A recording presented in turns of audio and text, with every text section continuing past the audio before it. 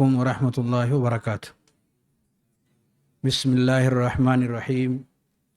الحمد للہ رب العالمین والصلاة والسلام علی رسولہ الامین وعلی آلہ وصحبہ اجمعین ومن تبعہم بإحسان الی یوم الدین، اما بعد۔ آج بتاریخ 1 نومبر 2025 امام ابن القیم الجوزیہ رحمہ اللہ کی کتاب الداء والدواء کا درس گناہوں کی سزا کی کڑیوں میں سے ایک کڑی پر مشتمل ہے، جس کا موضوع ہے کہ بندہ بذات خود دشمن کا مددگار بن جاتا ہے اپنے گناہوں کی بدولت۔ اس کا پہلا حصہ پچھلے درس کے اندر بیان کیا جا چکا ہے، اور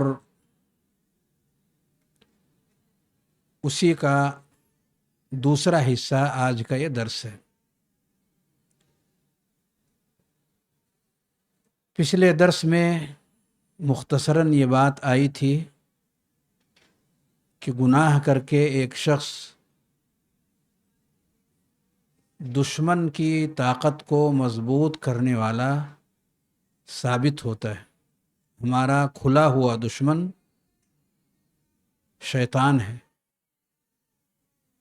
ان الشیطان لکم عدو فاتخذوہ عدوا، شیطان تمہارا دشمن ہے، اسے اپنا دشمن بنا کے رکھو۔ فاتخذوہ عدوا، تو دشمن کے پاس بھی لشکر ہے، اور ہم انسانوں کے پاس بھی اللہ رب العالمین نے اس مہم سے کامیابی کے ساتھ آگے بڑھنے کے لیے کئی طرح کے لشکر ہمیں بھی اللہ رب العالمین نے عطا کیے ہیں۔ پچھلے درس میں کئی ساری چیزوں کا ذکر آیا اور بیان کیا گیا کہ یہ سب کچھ جو دیا گیا ہے یہ اللہ رب العالمین کی طرف سے بطور لشکر کے ہے، اور اگر بندہ ایمان کے ان اصولوں پر قائم رہتا ہے تو رب کریم کے لشکر میں سے وہ کہلایا جاتا ہے۔ ایک آیت آخر میں، درس کے آخر میں ایک آیت پیش کی گئی، اور پھر اس سے متعلق زیادہ تفصیل نہیں آ سکی۔ وہ آیت کریمہ ہے وَإِنَّ جُنْدَنَا لَهُمُ الْغَالِبُونَ۔ اللہ رب العالمین نے فرمایا کہ ہمارا جو لشکر ہے، سورہ صافات کے اندر ہمارا جو لشکر ہے غلبہ اسی کو حاصل ہوگا۔ یعنی لڑائی کے میدان میں جب دونوں ہی فوجی آمنا اور سامنا کرتے ہیں، ایک طرف ہمارا دشمن شیطان اپنے لاؤ لشکر کے ساتھ میدان میں ہے، اور دوسری طرف یہ انسان جو کچھ بھی رب کریم نے اسے مختلف طرح کے لشکر دے رکھا ہے اس کے ساتھ یہ میدان میں ہے۔ یہ دونوں آپس میں ایک دوسرے کے سامنے ہیں، اور ان دونوں کے درمیان لڑائی کا یہ سلسلہ پیدائش سے لے کر کے، انسان کی پیدائش سے لے کر کے اور اس کی وفات تک جاری رہتا ہے۔ ایسا نہیں کہ 1 گھنٹہ 2 گھنٹہ، 1 دن 2 دن 4 دن 6 دن کا یہ مسئلہ ہے اور یہ معاملہ آیا گیا ختم ہو گیا، بلکہ یہ پوری زندگی دونوں کے درمیان لڑائی کا یہ موضوع جاری اور ساری رہتا ہے۔ جب جب انسان گناہ کی وادیوں میں جاتا ہے، گناہ کے دلدل میں پھنستا ہے، اللہ رب العالمین کے حکم کی خلاف ورزی کرتا ہے، نافرمانی اس کی زندگی میں آتی ہے، تب اس کے لشکر کی قوت میں کمی اور دشمن کے لشکر کی قوت میں اضافہ اور بڑھوتری پیدا ہو جاتی ہے۔ پر ایک حقیقت جس کا اس آیت کریمہ میں اللہ رب العالمین نے تذکرہ کیا کہ اگر ایمان والا اپنے لشکر کو کمزور نہیں ہونے دیا اور گناہوں کی دنیا سے اگر اپنے آپ کو دور رکھنے کی کوشش کیا تو جس لشکر کو ہمیشہ فتح ملنے والی ہے وہ لشکر کون سا ہے؟ اللہ رب العالمین کا لشکر، رب کریم کا لشکر، نہ کہ شیاطین کے لشکر۔ شیاطین کے لشکر کو، دشمن کے لشکر کو کبھی بھی فتح نہیں ملے گی۔ فتح اگر ملنے والی ہے، کامیابی اگر ملنے والی ہے تو اللہ رب العالمین کے ساتھ جو لشکر ہے انہی لوگوں کو کامیابی ملے گی۔ تو اس سے پہلے کہ اور آگے کی کچھ باتیں میں ذکر کروں آج کے اس درس میں، بہت بہتر ہوگا کہ اس معنی کی وضاحت سامنے آ جائے کہ اس کا مطلب کیا ہے کہ اللہ کے لشکر کو ہمیشہ غلبہ حاصل ہوگا۔ اور یہی ایک آیت کریمہ نہیں ہے، ایک اور آیت میں اللہ رب العالمین نے فرمایا کتب اللہ لأغلبن انا ورسلی، اللہ نے لکھ دیا ہے، رب کریم نے یہ چیز لکھ دی ہے کہ غلبہ اگر ہوگا اس زندگی کے اندر تو اللہ کو، اس کے رسول کو اور ان کے راستے پر چلنے والے اہل ایمان کو غلبہ ان کا ہوگا۔ ایک اور آیت میں اللہ رب العالمین نے فرمایا اِنَّا لَنَنصُرُ رُسُلَنَا وَالَّذِينَ آمَنُوا فِي الْحَيَاةِ الدُّنْيَا وَيَوْمَ يَقُومُ الْأَشْهَادُ، کہ ہم اپنے رسولوں کو اور ان لوگوں کو جو اہل ایمان ہیں ان کی ہم مدد کریں گے، ہم ان کی مدد کرنے والے ہیں دنیا کی زندگی میں بھی، اور جب گواہان رب کریم کے حضور حاضر ہوں گے یعنی آخرت کی زندگی میں بھی، یہاں اور وہاں دونوں جگہوں پر اللہ رب العالمین نے کہا ہم مدد کرنے والے ہیں تو رسولوں کی اور رسولوں کے راستے پر چلنے والے اہل ایمان کی۔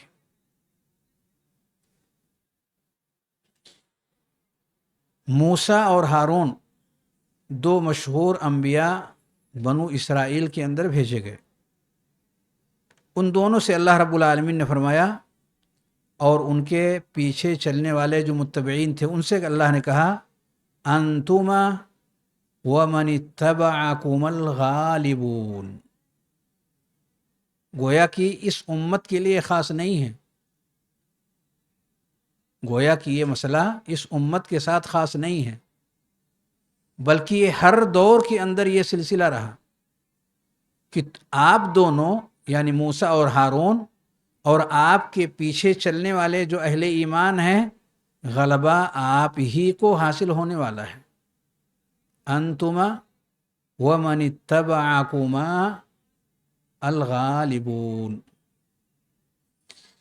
اور عیسیٰ علیہ السلام اور ان کے ماننے والوں سے رب کریم نے فرمایا اذ قال اللہ یا عیسیٰ، جب رب کریم نے عیسیٰ علیہ السلام کو کہا انی متوفیک ورافعک الی، میں آپ کو وفات دینے والا ہوں اور اپنے پاس اٹھانے والا ہوں، ومطہرک من الذین کفروا، اور کافروں سے آپ کو پاک و صاف کرنے والا ہوں، وجاعل الذین اتبعوک فوق الذین کفروا الی یوم القیامہ، اور وہ لوگ جو آپ کی سچی اتباع کرنے والے ہیں ان کو اوپر کرنے والے ہیں ان لوگوں سے جو کفر کی روش پر قائم ہیں، کب تک؟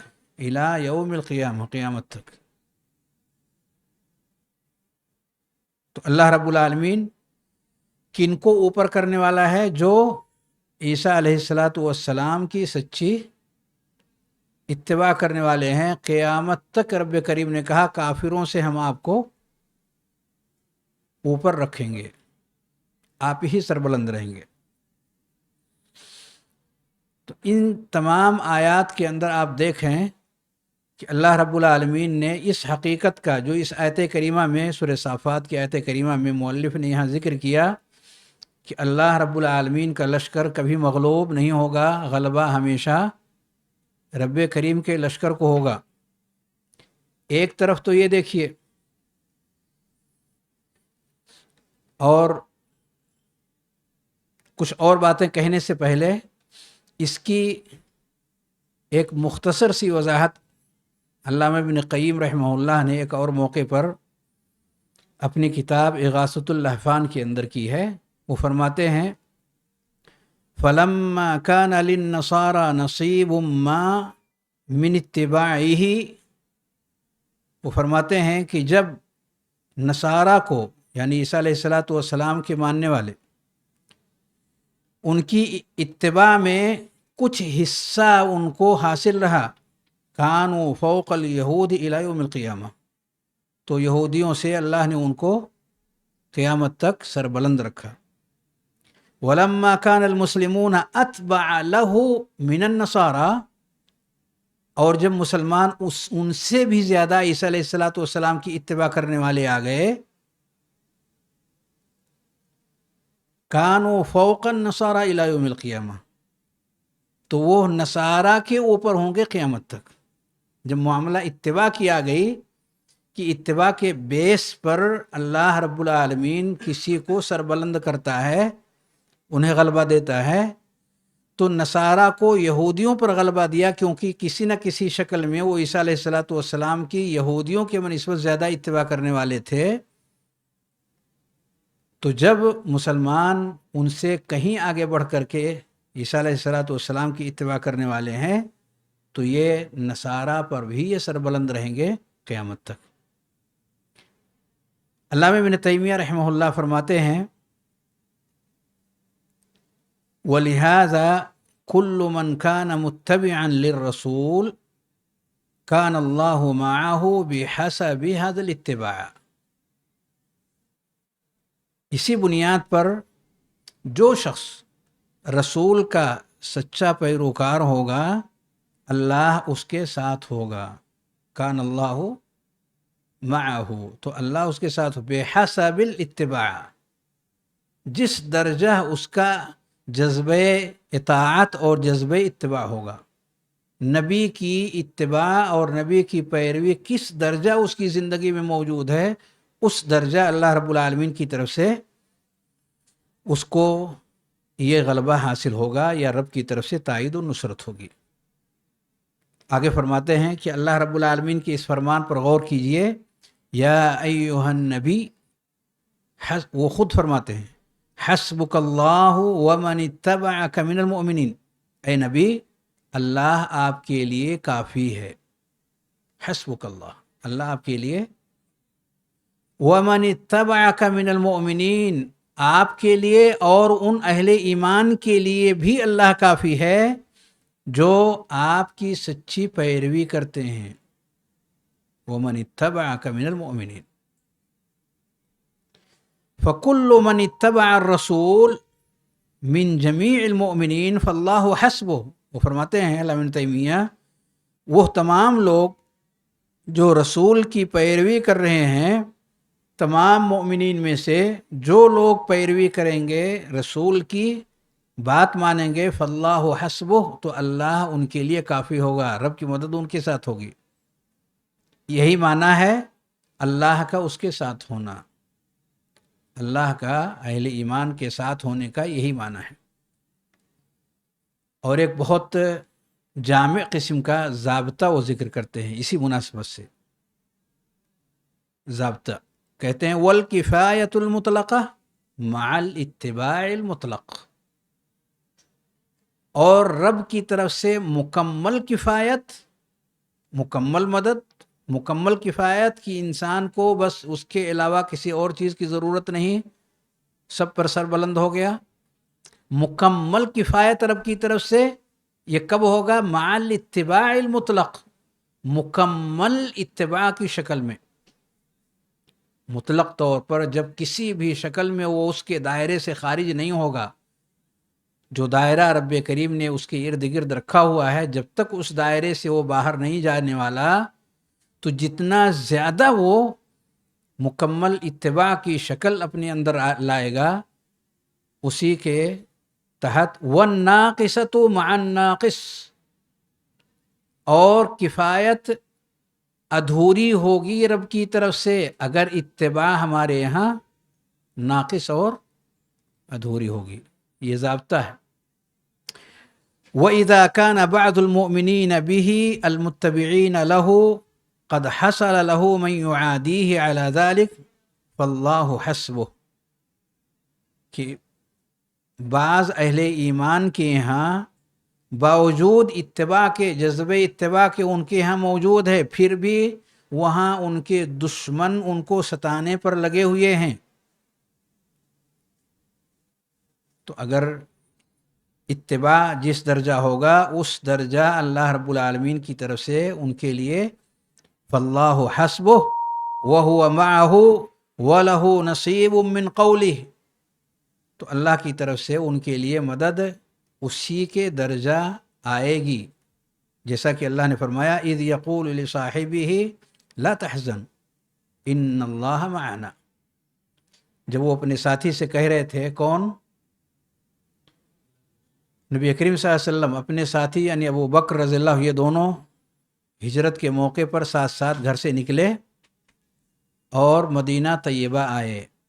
جب وہ اپنے ساتھی سے کہہ رہے تھے غم نہ کریں، لا تحزن، اللہ ہمارے ساتھ ہے، فإن هذا قلبه موافق للرسول وإن لم يكن صاحبه ببدنه،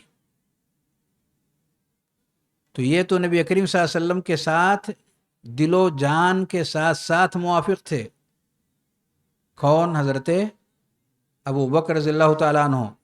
اس لیے رب کریم نے غم نام کی چیز کو جیسے نبی کریم صلی اللہ علیہ وسلم کے ساتھ ساتھ ختم کر دیا، ایسے ہی ان کے ساتھ حضرت ابو بکر نے جو ظاہری اور معنوی دونوں اعتبار سے نبی کریم صلی اللہ علیہ وسلم کا ساتھ دیے، پورے طور پر ان کی زندگی سے بھی اللہ رب العالمین نے غم نام کی چیز کو دور کر دیا۔ مکمل تائید، مکمل مدد دونوں میں سے ہر ایک کی۔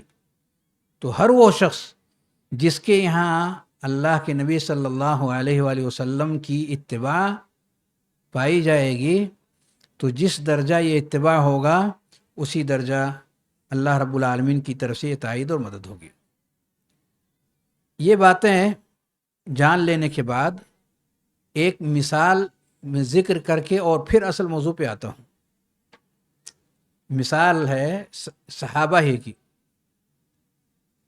اور یہ مثال ممکن ہے آپ لوگوں کی زندگی میں آیا ہو۔ مثال ہے حضرت عبداللہ بن مسعود رضی اللہ تعالی عنہ کی۔ وہ اپنا واقعہ ذکر کرتے ہیں۔ وہ کہتے ہیں نبی کریم صلی اللہ علیہ وسلم نے عشاء کی نماز پڑھی، اور عشاء کی نماز پڑھنے کے بعد آپ سلام پھیر کر کے فارغ ہو گئے،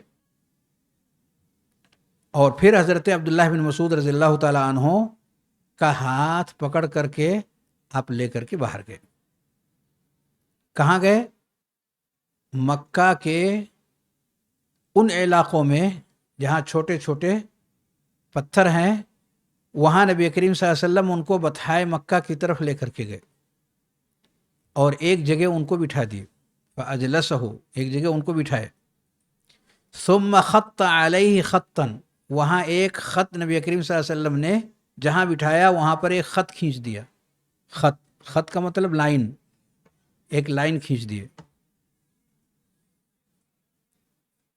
ثم قال، اس کے بعد نبی کریم صلی اللہ علیہ وسلم نے کہا لا تبرحن خطک، یہ جو ہم نے لائن کھینچ دی ہے اس کو کراس نہیں کرنا، اسی کے اندر رہنا۔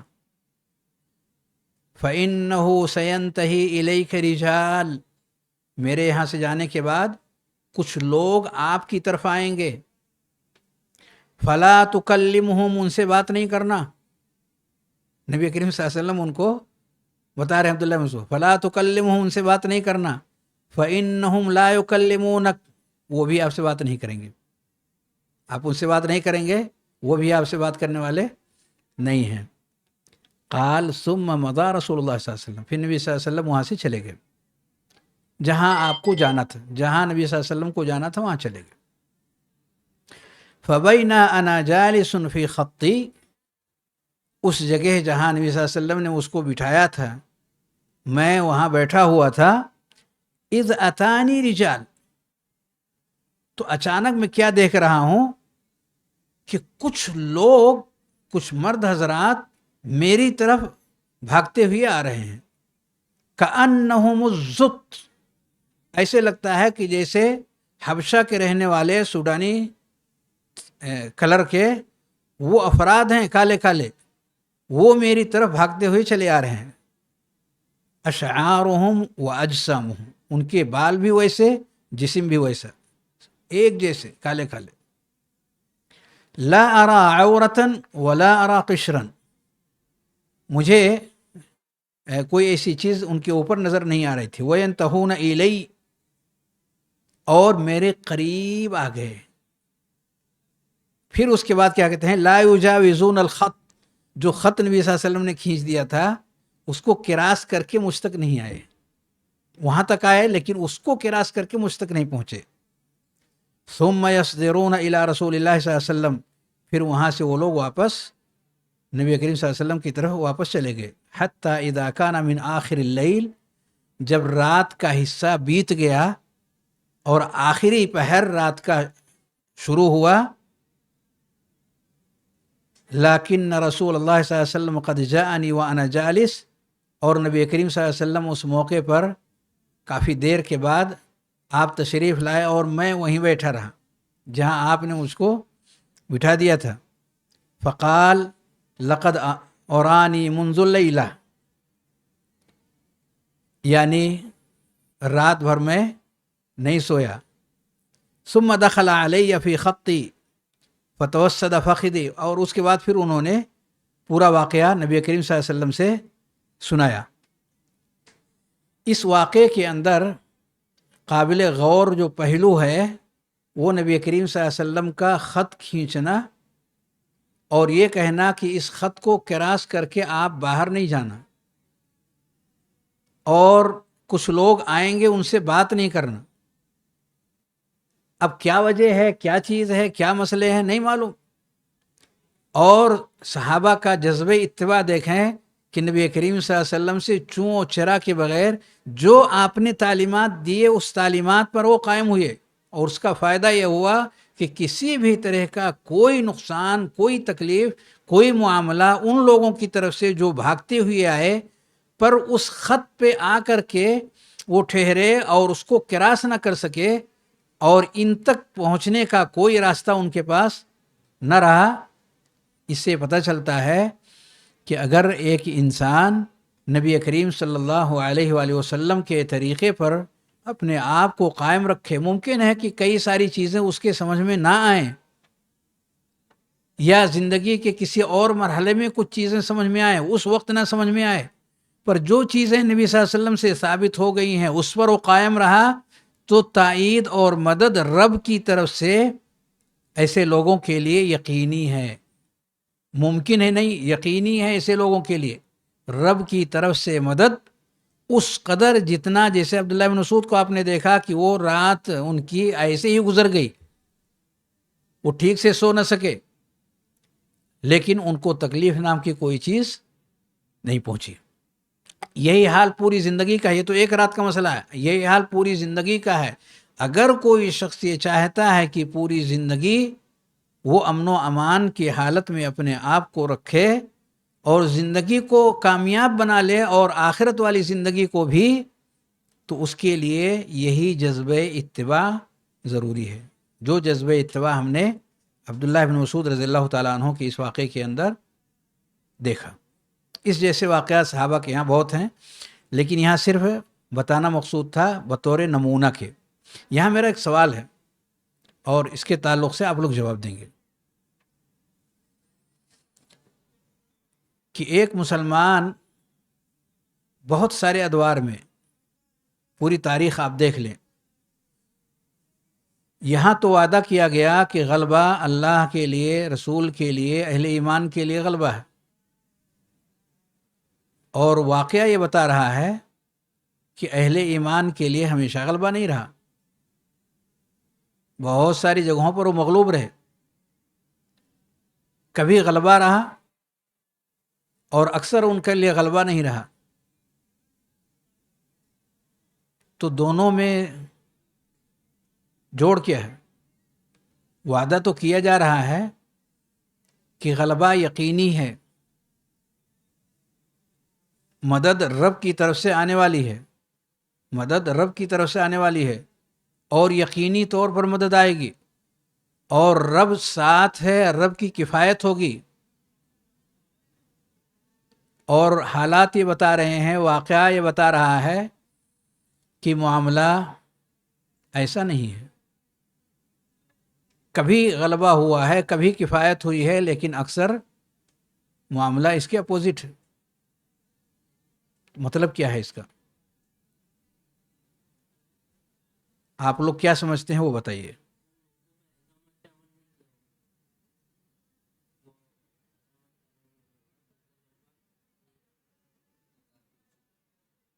ہاں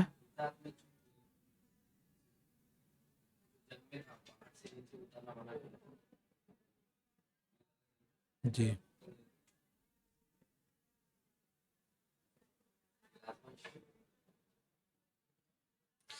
تو آپ فرشتہ چاہتے ہیں ضرور زمین پر کہ جن سے غلطی نہ ہو؟ لا یعصون اللہ ما امرہم ویفعلون ما یؤمرون، یہ صرف فرشتوں کی شان ہے کہ ان سے غلطی نہ ہو۔ فرشتوں کے علاوہ روئے زمین پر اگر انسان بسیں گے تو غلطیاں تو ان سے ہوں گی، کمیاں تو ان کے اندر آئیں گی۔ تو کیا کمیوں اور غلطیوں کی بنیاد پر آپ غلبے ہی کو ختم کر دیں گے؟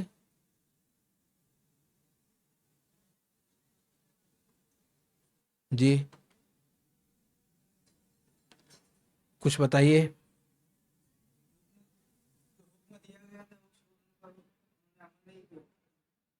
صحیح۔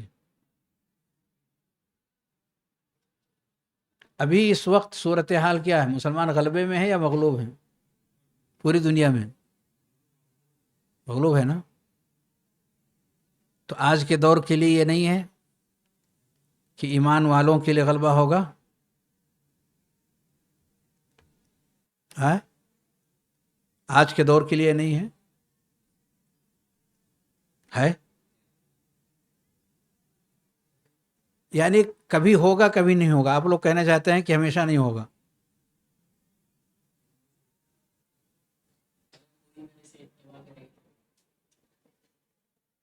پوری طرح سے کریں گے تو پوری طرح سے غلبہ ہوگا۔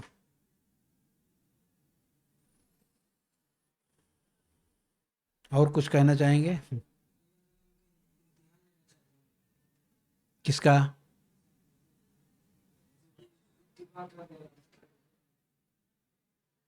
صحیح ہے، جان تو لے گئی، لیکن آخر میں والعاقبۃ للمتقین، آخر میں انجام تقوی والوں کے لیے ہے۔ امتحان تو ضرور لیتا ہے، بغیر امتحان کے کلیئر کیسے ہوگا؟ لیکن ابھی صورتحال کیا چل رہی ہے؟ اور ایک عرصے سے کیا ہر جگہ ہم کو مسلمانوں کا غلبہ نظر آ رہا ہے؟ آپ پیچھے مڑتے چلے جائیں کہ غلبہ تو اکثر کفار کا ہے، مشرکین کے ہیں، یہود و نصارہ کے ہیں،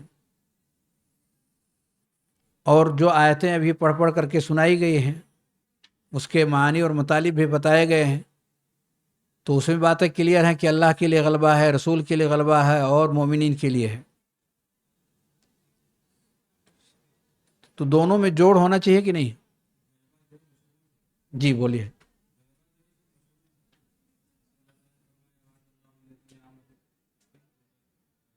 والذین اوتوا العلم درجات لا يستخلفنهم في الارض كما استخلف الذين من قبلهم يعبدونني لا يشركون بي شيئا. احسنت، بہتر، زبردست. کہہ رہے ہیں غلبہ مشروط ہے، بالکل صحیح. اور ابھی تک گفتگو اسی پر ہو رہی ہے کہ اگر جذبہ اتباع موجود ہے تو جس درجہ انسان بات ماننے کا جذبہ اپنے اندر لائے گا، اس درجہ رب کی طرف سے اس کی مدد ہوگی اور اسے غلبہ حاصل ہوگا. گویا کہ بعض حالات یا اکثر حالات ایسے ہوں گے کہ مسلمان مغلوب رہیں گے. زور سے بول سکتے ہیں الحمدللہ. چھینک آنے پر، چھینک آنے والا جس کو چھینک آئے وہ زور سے بولے گا الحمدللہ، تو باقی سننے والے یرحمک اللہ بولیں گے. اور پھر چھینکنے والا کیا کہے گا؟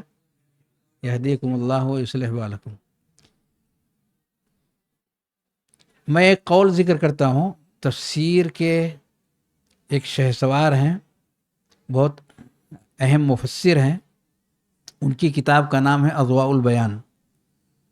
ان کی ایک عبارت ذکر کرتا ہوں. نام سنے ہیں تفسیر کیے؟ اضواء البیان، حسن محمد الامین الشنقیطی رحمہ اللہ. یہ عربی زبان میں یہ تفسیر ہے. وہ فرماتے ہیں رحمہ اللہ: وقد حقق العلماء ان غلبۃ الانبیاء علی قسمین. علامہ شنقیطی رحمہ اللہ فرماتے ہیں کہ محققین اہل علم کا یہ بیان ہے کہ انبیاء کا جو غلبہ ہے روئے زمین کے اندر، اس کی دو قسمیں ہیں، دو شکلیں ہیں. نمبر ایک،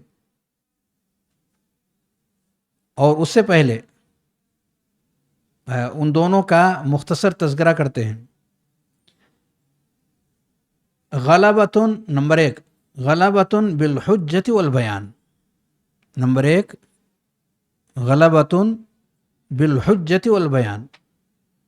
ایک وہ غلبہ جو بیان اور حجت کی شکل میں ان کے لیے دیا گیا ہے، یعنی علم کا غلبہ. بیان اور حجت کا مطلب ہو گیا علم. ایک ہے علم کا غلبہ، ایک ہے علم کا غلبہ. غلبۃ بالحجت والبیان. فرماتے ہیں وہی ثابتۃ لجمیعہم. غور کریں، وہی ثابتۃ لجمیعہم، سارے انبیاء کے لیے بلا استثناء،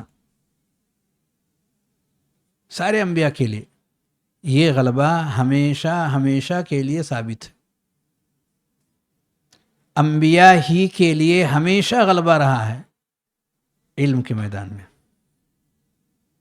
علم سے کوئی بھی انبیاء پر بازی نہیں لے جا سکتا. اگر گفتگو کرے گا دلائل کی روشنی میں، علم کی روشنی میں، تو سچا علم جو جسے غلبہ اللہ نے لکھا ہوا ہے جس کے لیے، وہ ہے کتاب و سنت کا علم. وہ ہے کتاب و سنت کا علم. غلبہ اس کے لیے ہوگا. کب کے لیے ہوگا، کب ہوگا، کب نہیں ہوگا؟ ہمیشہ ہوگا. کسی بھی زمانے میں آپ یہ نہیں کہیں گے کہ اب نہیں ہوگا. اللہ نے لکھ دیا ہے، رب کریم نے لکھ دیا ہے، غلبہ انہی کا ہوگا. کوئی دوسرا علم والا جو انبیاء کے خلاف علم لا کر کے ان کے اوپر حجت قائم کر کے اور ان کے اوپر غالب آ جائے، یہ رب نے نہیں لکھا ہے کسی بھی زمانے میں. کبھی ایسا نہیں ہوا، آج بھی ایسا نہیں ہوگا، قیامت تک ایسا نہیں ہونے والا. اب تک ایسا نہیں ہوا ہے، نہ ایسا کبھی ہونے والا ہے. آپ جو یہاں آئے ہیں اور آپ جیسے جو لوگ جگہ جگہ لگے ہوئے ہیں، یہ اسی غلبے کو حاصل کرنے کے لیے، اسی غلبے کو قائم کرنے کی ایک کوشش ہے. سیکھیں گے، جانیں گے، سمجھیں گے تو پھر اس چیز کو عام کر سکیں گے اور اسی درجہ یا غلبہ حاصل ہوتا جائے گا. ایک تو یہ ہو گیا. کہہ رہے ہیں وَغَلَبَةٌ بِالسَّيْفِ وَالسِّنَانِ. غلبے کی جو دوسری قسم ہے وہ تلوار کا غلبہ ہے، تیر و کمان کا غلبہ ہے. اس زمانے میں تو تلوار اور تیر و کمان نہیں رہا، ہتھیار بدلتے رہے ہیں. طاقت کا غلبہ، جسمانی مادی ظاہری جو قوت و طاقت ہوتی ہے، تو ایک تو علم کا غلبہ ہے اور دوسرا طاقت کا غلبہ. کہہ رہے ہیں وَهِيَ ثَابِتَةٌ لِخُصُوصِ الَّذِينَ أُمِرُوا مِنْهُمْ بِالْقِتَالِ فِي سَبِيلِ اللَّهِ. اور اللہ غلبہ دیتا ہے ان انبیاء کو جن میں سے سارے انبیاء کو اللہ رب العالمین نے قتال کا حکم نہیں دیا، لیکن جن کو اللہ نے قتال کی اجازت دی ہے ان سارے انبیاء کو آخر میں کیا ملا ہے؟ غلبہ ملا ہے. جن انبیاء کو بھی قتال کی اجازت ملی ہے، موسیٰ علیہ السلام کو ملی،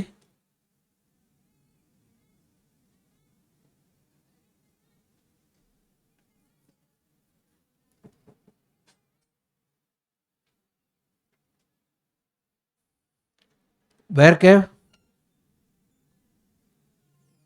ان کا دشمن ان کو ظاہری طور پر مارنے کے لیے اور ختم کرنے کے لیے یک طرفہ اس نے حملہ کرنا چاہا،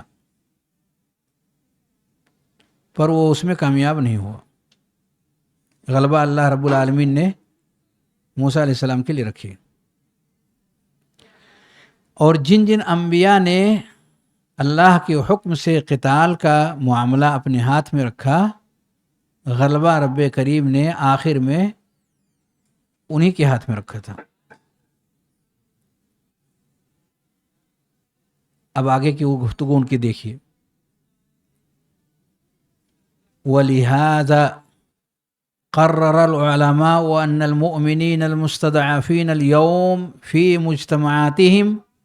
وہ فرماتے ہیں رحمہ اللہ، اسی لیے اہل علم کا یہ بیان ہے کہ وہ مومن جو کمزور ہیں، جن کے پاس قوت نہیں ہے، وہ مومن جو آج کے دور میں اپنے اپنے جگہوں پر کمزور ہیں، الذین لا یؤمرون بالقتال، جنہیں قتال کی اجازت نہیں ہے، نہ ہی ان کو اس کا حکم دیا جا سکتا ہے، ہم منتصرون بالحجۃ العلمیہ.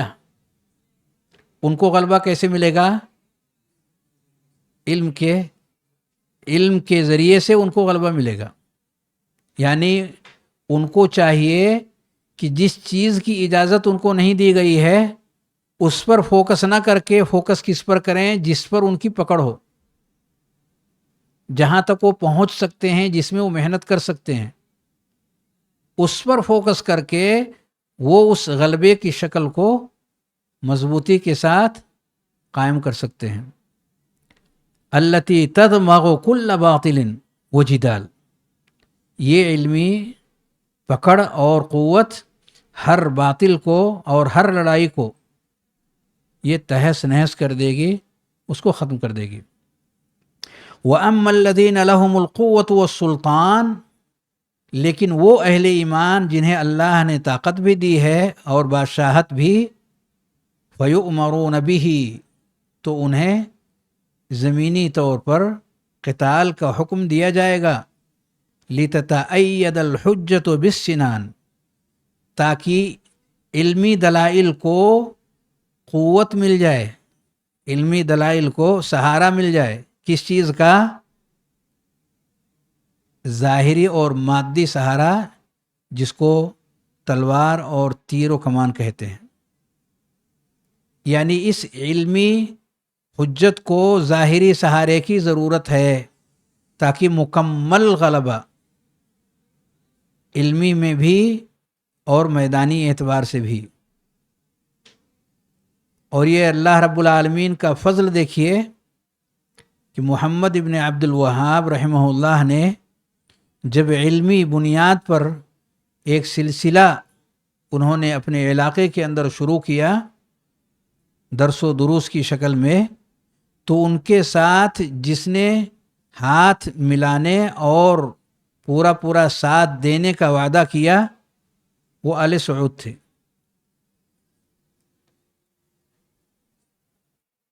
آل سعود یہ وہ پہلے شخص ہیں سعود جنہوں نے ان کے ساتھ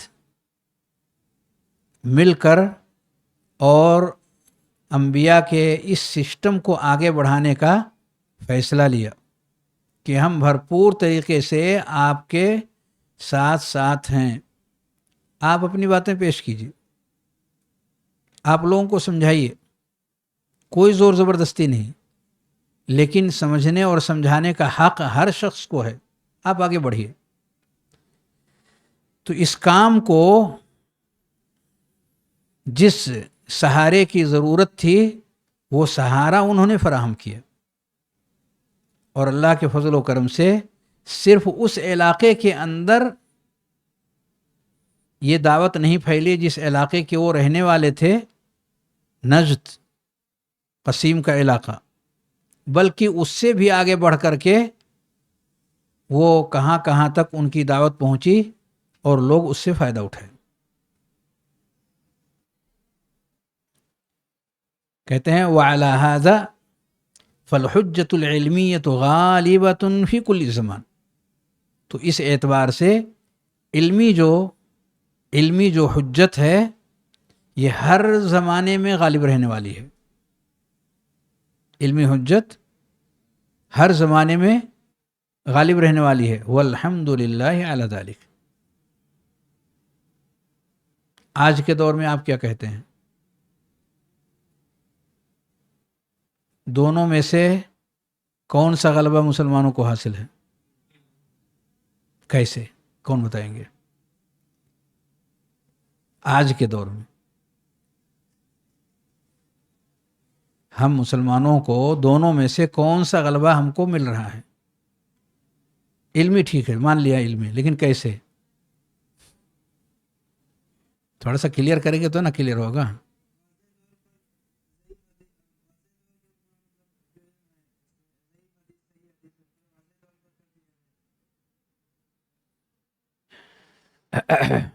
ایک حدیث میں پڑھتا ہوں، یہ سنن دارمی کی روایت ہے، اور اس کے آگے صحیحین کی روایت ہے، اور اس کے علاوہ بھی اور کتابوں میں مشہور روایت، صحیحین کی روایت. ذرا دیکھیے اس روایت کو، اور آپ سب لوگ جانتے ہیں من یرید اللہ بہ خیرا یفقہہ فی الدین. من یرید اللہ بہ خیرا یفقہہ فی الدین. اللہ جس کے ساتھ خیر کا معاملہ کرنا چاہتا ہے اس کو دین کی صحیح سمجھ دے دیتا ہے.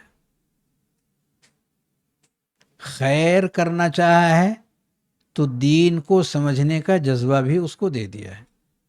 وہ آگے بڑھتا ہے اور دین کو سمجھنے کی کوشش کرتا ہے. آگے دیکھیے، وَلَا تَزَالُ طَائِفَةٌ مِّنْ أُمَّتِي ظَاهِرِينَ عَلَى الْحَقِّ. اور ہمیشہ میری امت کی ایک جماعت حق پر رہے گی. میری امت کی ایک جماعت کب رہے گی، کب نہیں رہے گی؟ ہمیشہ رہے گی. یہ بات یاد رکھیے، میری امت کی ایک جماعت ہمیشہ حق پر رہے گی. پہلا اس کے اندر جو جملہ ہے دین میں سمجھ، اس کو جوڑیے دوسرے جملے کے ساتھ، اور وہ دوسرا جملہ ہے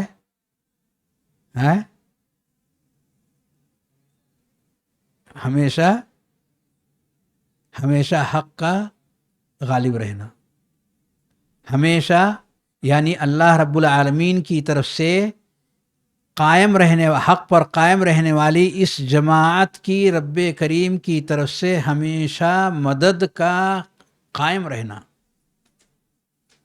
اور کوئی اس کو نقصان نہیں پہنچا سکتا۔ اسی لیے اس کو کہتے ہیں طائفہ منصورہ۔ اس کو کیا کہتے ہیں؟ طائفہ منصورہ، ایسی جماعت جس کی مدد کی گئی ہے یعنی اللہ رب العالمین کی طرف سے۔ تو مدد رب کی یہ نتیجہ ہے، اور اس کے لیے پہلا جو قدم ہے وہ ہے اس کو سیکھنے کا جذبہ، یعنی علم حاصل کرنا۔ تو اگر علم شریعت کسی قوم نے حاصل کرنے کے لیے قدم آگے بڑھایا تو مدد اللہ رب العالمین کی طرف سے اس حق والی جماعت کو ہمیشہ ہمیشہ قائم رہنے والی ہے، کبھی بھی ایسا نہیں ہو سکتا کہ وہ مغلوب رہے۔ جب سے یہ حق آیا ہے اور قیامت قائم ہونے تک ہمیشہ اس کو غلبہ حاصل ہونا ہے۔ اب کون ہے جو اس حق کو اپنے پاس رکھنے کے لیے اسے بلائے اور لا کر کے بطور مہمان کے اپنے ساتھ رکھ لے اور یہ سلسلہ جاری رکھے یہاں تک کہ قیامت قائم ہو؟ کسی بھی دور میں ایسا نہیں ہو سکتا کہ حق والے لوگ ختم ہو گئے۔ روئے زمین میں پوری دنیا کے اندر کہیں نہ کہیں کسی نہ کسی شکل میں حق والے حق کے ساتھ قائم ہیں، اور رب کی مدد کے ساتھ یہ سلسلہ ان کا جاری اور ساری ہے۔ قیامت تک یہ سلسلہ قائم رہنے والا ہے، وہ کبھی نہیں رکنے والا۔ غلبہ اللہ نے لکھا ہوا ہے تو غلبہ اسے حاصل رہنا ہے۔ یہ شرف کی بات ہے کہ امت کے کچھ افراد آگے بڑھیں اور اس جماعت کے حصے بن جائیں، اس جماعت کے حصے بن جائیں جس جماعت کے اندر حق کے غلبے کے لیے یہ علم کی نشر و اشاعت کا سلسلہ جاری کرنے کی کوششیں چل رہی ہیں۔ تو اس چیز کو سمجھنے کی ضرورت ہے۔ اسی لیے جب یہ سوال کیا گیا کہ یہ کون لوگ ہیں جو حق کے ساتھ رہنے والے ہیں، کون لوگ ہیں، تو امام ابن حنبل نے، علی بن مدینی نے اور بہت سارے اہل علم نے کیا کہا؟ یہ اہل الحدیث ہیں۔ یہ وہ لوگ ہیں جن کو اہل الحدیث کہا جاتا ہے، یہ اہل الحدیث ہیں۔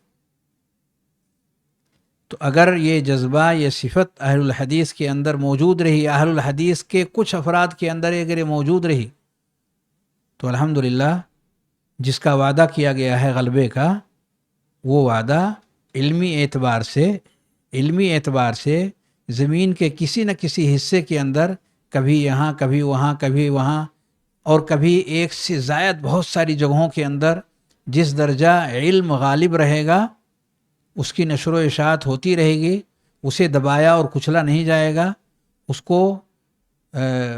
کا ظہور ہوگا، اس کو لوگوں کے درمیان لانے کی کوششیں جاری رہیں گی، ختم نہیں۔ تو جس درجہ انسان کی یہ کوششیں سیکھنے اور سکھانے کی اور اسے عام کرنے کی رہیں گی، اسی درجہ غلبہ حق کا قائم اس شخص یا اس طائفہ کے ذریعے سے لوگوں کے بیچ میں یقینی طور پر جاری رہا۔ تو یہ بات جو مؤلف رحمہ اللہ نے اس مناسبت سے یہاں ذکر کی کہ لشکر دو ہیں، ایک اہل حق کا اور دوسرا شیطان جو اس کا دشمن ہے،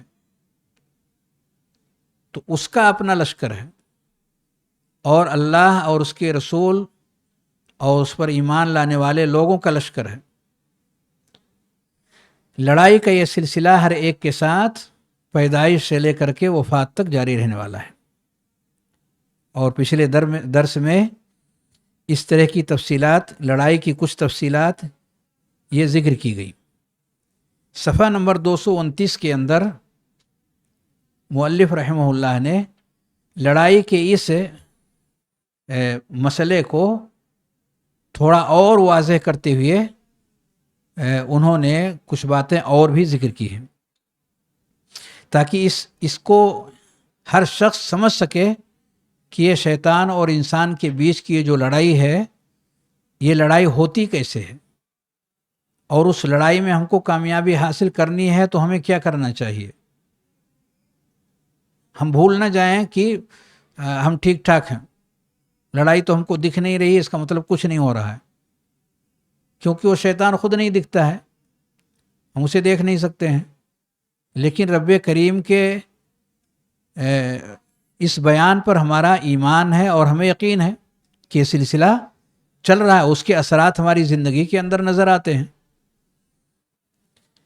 مؤلف رحمہ اللہ فرماتے ہیں صفحہ نمبر 229 کے آخر میں، کہہ رہے ہیں اب یہ دونوں لشکر کے افراد ایک دوسرے کے سامنے کیسے آ کے کھڑے ہوتے ہیں، ذرا آپ تأمل کریں، غور کریں. اقبل ملک الکفر بجنودہ وعساکرہ، کفر کا جو بادشاہ ہے جس کو ہم ابلیس کہتے ہیں، وہ آگے بڑھا اپنے لشکروں کو لے کر کے. فوجد القلب فی حصنہ جالسا علی کرسی مملکتہ، تو اس نے کیا دیکھا؟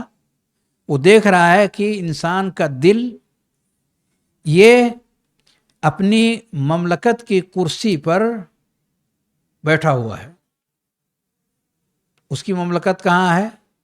یعنی اس کی بادشاہت کس چیز پر ہے؟ دل کی.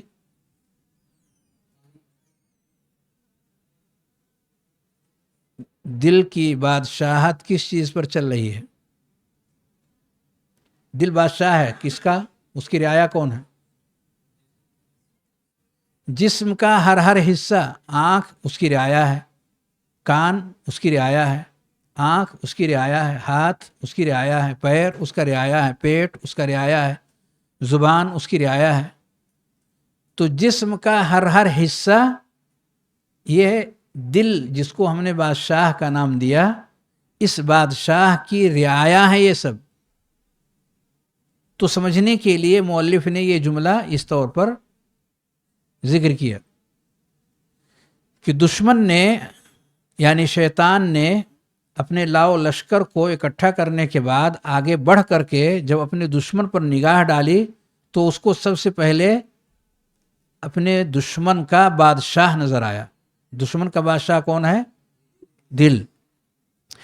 تو اس دل کو کیا دیکھ رہا ہے کہ دل اپنے مملکت یعنی بادشاہت کے اندر وہ کرسی پر بیٹھا آرام کے ساتھ ہے. امرہ نافذ فی اعوانہ، اس کا کوئی بھی آرڈر ایسا نہیں ہے کہ اس کے ماننے والے اس کو نافذ نہ کر رہے ہوں.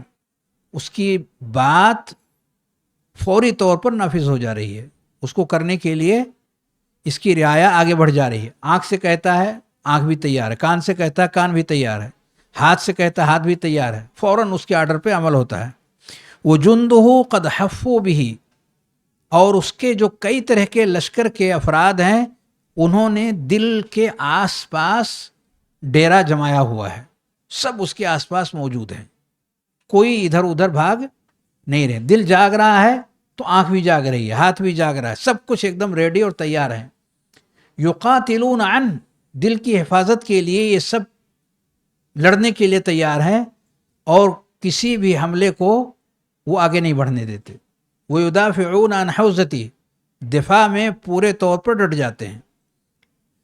فَلَمْ يُمْكِنْهُ الْهُجُومُ عَلَيْهِ، تو یہ جو دشمن آیا تھا دل کے اوپر حملہ کرنے کے لیے، تو آنکھ کان ناک یہ سارے کے سارے اس کی ایک بھی نہیں چلنے دیے، اس کی ایک بھی نہیں چلنے دیے، اور دل تک پہنچنے کے جتنے راستے تھے سب پر پہرے دار بن کر کے کھڑے ہو گئے. اب وہ دشمن دل کے قریب نہیں ہو سکا. تو اب اس نے چال چلی، اب اس نے کیا کری؟ چال چلی. کیا چال ہے؟ فرما رہے مولف الا بمخامرۃ بعض امرائہ وجندہ علیہ. اس نے جو چال چلی وہ یہ تھا کہ اس کے جو کئی ایک گورنر ہیں، اس بادشاہ کے کئی ایک گورنر ہیں، اور اس گورنر کے بہت سارے فوجی ہیں، تو ان میں سے آپس میں کسی کو توڑنے کی ضرورت ہے، اپنا جاسوس اپنے موافق بنانے کی ضرورت ہے، پھوڑ کر کے ان میں سے کچھ لالچ دے کر کے کچھ اور کر کے ان کے اندر کی جو اجتماعیت ہے، مضبوطی ہے، اس کو توڑو. تو کہہ رہا الا بمخامرۃ، ان کے بیچ میں وہ داخل ہو کر کے اور خیانت پر اس کو آمادہ کر دیا کہ آپ اپنے بادشاہ کی خیانت کرو، ہماری مانو، ہم آپ کو بادشاہ بنا دیں گے، ہم آپ کو یہ کر دیں گے، ہم آپ کے ساتھ ایسا اور ایسا معاملہ کریں گے. تو یہ کام اس نے کیا کہ لشکر کو بادشاہ کے خلاف، بادشاہ یعنی دل، لشکر جو انسان کے مختلف حصوں کے اندر پھیلا ہوا ہے، لشکر کے کسی نہ کسی لشکری کو پکڑ کر کے اور اس کو لالچ اور دوسری چیزوں کا وہ دے کر کے اور اپنے بادشاہ کے خلاف اس کو تیار کر لیا. فسأل عن اخص الجند به، اس سے ایک بات آ کر کے پوچھا، یہ بتاؤ کہ اس کے وزیر کون ہیں؟ آپ کے جو بادشاہ ہیں، بادشاہ قلب دل، اس کے وزیر کون ہیں؟ یعنی سب سے قریب ترین جو اس کی حفاظت کے لیے ہو سکتے ہیں، وہ ہے کون؟ جو پوچھا، کس نے پوچھا؟ ابلیس نے. کس سے پوچھا؟ کسی ان میں سے کسی کو اپنے موافق بنا کر کے اور خیانت پر آمادہ کر کے اس کو اپنے موافق بنا کر کے اور راز کی باتیں نکلوانے لگا. تو پہلی راز کی بات جو اس نے پوچھی، یہ بتائیے کہ دل سے آپ کے بادشاہ سے قریب ترین کون ہے؟ کون ہو سکتا ہے؟ یہ سوال اس کا تھا، اور جواب اس نے جو دیا، گھر کا بھیدی لنکا ڈھائے، تو اس نے جواب دیا، وہ کہتا ہے ہی النفس. کیا کہتا ہے؟ نفس. ان النفس لامارۃ بالسوء الا ما رحم ربی. ان النفس لامارۃ بالسوء الا ما رحم ربی. انسان کا نفس یہ برائیوں کی طرف ابھارتا ہے، سوائے اس نفس کے جس پر اللہ کی رحمت آ گئی ہو. تو اگر رب کی رحمتیں اس نفس کو حاصل ہو گئی تو وہ برائی کی طرف نہیں لے جائے گا، بلکہ وہ اللہ کی اطاعت، اللہ کی بندگی، اس کے لیے برائی کے بنسبت زیادہ قریب ہوگی.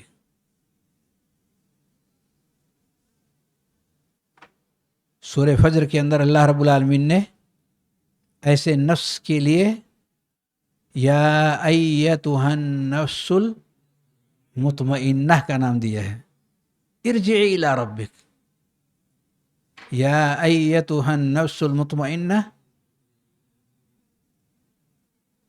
یعنی خوشخبری سنا رہا ہے، آخرت سے پہلے دنیا ہی کے اندر اللہ تم سے راضی ہے، آؤ اپنے رب کی طرف.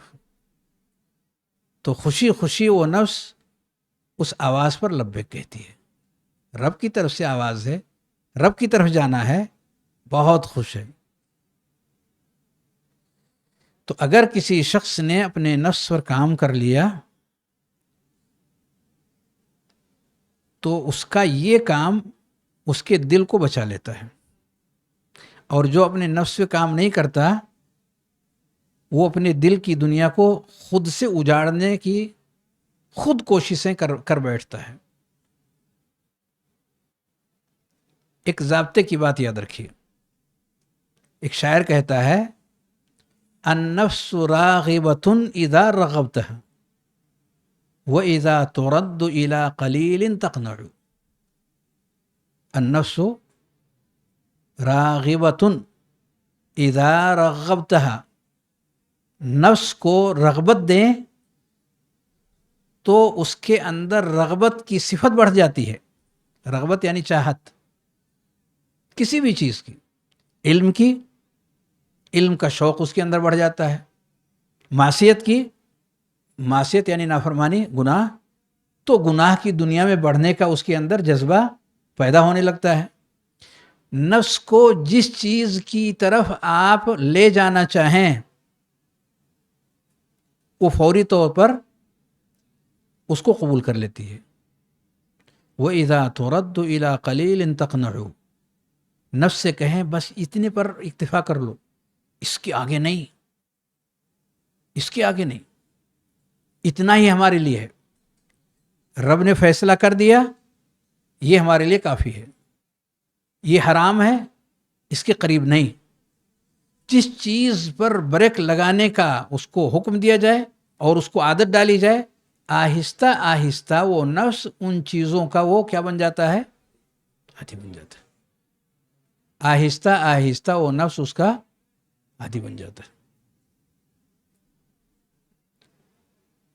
گویا کہ یہ کام خود کا ہے. ایک اور حدیث میں دیکھیے یہ کام خود کا کیسے ہے. لوگ کہتے ہیں صبر کی بھی ایک انتہا ہوتی ہے کہ نہیں، اس کی بھی کوئی حد ہے کہ نہیں، ایسا بولتے ہیں کہ نہیں. اب ہم سے صبر نہیں ہوگا، یہ حد درجے کا صبر ہوا، سر کے اوپر سے جا رہا ہے. اس طرح کی بہت ساری باتیں لوگوں کی طرف سے آتی ہیں. ان سے کہا جائے، اللہ رب العالمین نے کہا انما یوفی الصابرون اجرہم بغیر حساب. انما یوفی الصابرون، صبر کرنے والوں کا بدلہ پورا پورا دیا جائے گا، تولا نہیں جائے گا، ناپا نہیں جائے گا، بے حساب و کتاب ان کو اللہ اجر دے گا. ہے یہ ایسی بات ہی، ایسی صفت ہی ہے کہ جس کے لیے کوئی حساب و کتاب بندے نے دنیا میں نہیں رکھا، آخرت میں رب کریم بھی نہیں رکھنے والا. اس کا بدلہ بے حساب ہے، کیونکہ وہ خود عمل ہی بے حساب ہے. یعنی اس کی انتہا لوگ بتاتے ہیں، اس کی کوئی انتہا نہیں ہے. ہر چیز کو کہیں نہ کہیں لے جا کر کے بریک لگاتے ہیں، اس کے لیے کوئی بریک نہیں ہے. یہ کیسے پیدا ہوگا انسان کے اندر؟ اس کا طریقہ پیارے نبی صلی اللہ علیہ وسلم نے ذکر کیا ہے. کیا ہے وہ طریقہ؟ کیسے آئے گا؟ اسی کو سمجھ کر کے تو پھر ہم شیطان کے راستے کو بند کرنے والے یا اس کے راستے کو کھلا کرنے والے ہم بن سکتے ہیں. ہاں، کیسے؟ وہ کیسے والا مسئلہ ہے. کیسے کیسے کریں گے؟ ٹھیک، اچھا ہے، زبردست. اور توائے رسول، ٹھیک ہے. پریکٹیکل میں کچھ بتائیے جس کو کر کے انسان نماز پابندی. احسنت، بہترین.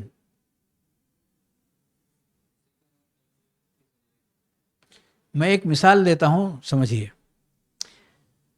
پیارے نبی صلی اللہ علیہ وسلم نے کہا وَمَن يَتَصَبَّرْ يُصَبِّرْهُ اللَّهُ. بسم اللہ، بسم اللہ.